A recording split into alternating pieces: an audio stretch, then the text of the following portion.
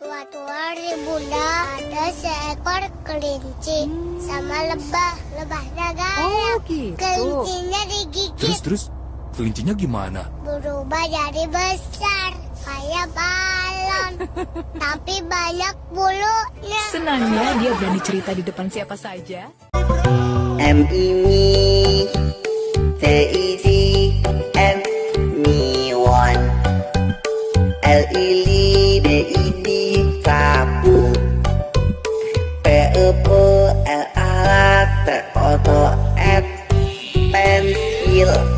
Ya ampun, aku sudah bisa membaca. Nampaknya aku akan menjadi seorang guru di kayangan karena aku sudah lancar membaca. Betapa bahagianya diriku.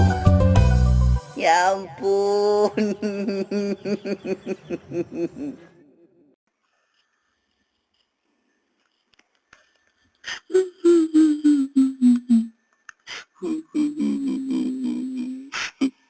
Bebekku hilang, dicuri sama gajah.